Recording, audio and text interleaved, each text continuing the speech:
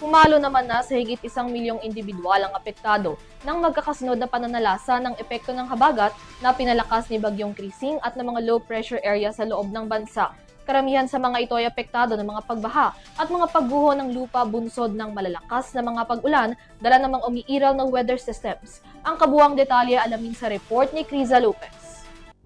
Ilang araw nang nararanasan ng mga Pilipino ang pag-ulan dulot ng habagat, bagyong Krising at mga low pressure area.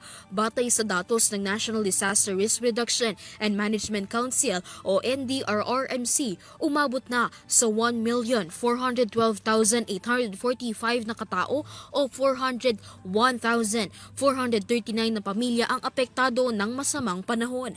Ilang mga establishmento, pagbaha at pagguho ng lupa na rin ang naire-report sa tanggapan.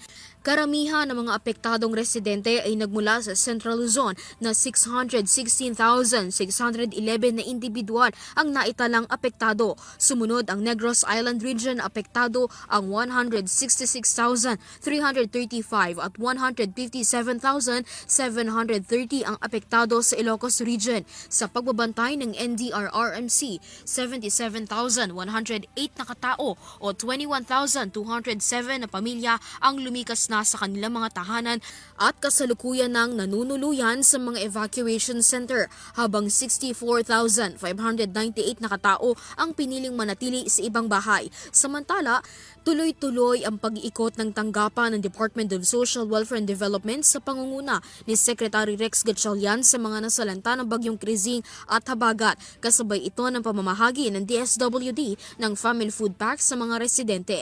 As of July 22, 6 p.m., nakapagpamahagi na ang DSWD ng mahigit sa 6 na milyong pisong tulong sa mga nasalanta. Para sa Euro TV News, Criza Lopez, sumasaludo sa bawat Pilipino.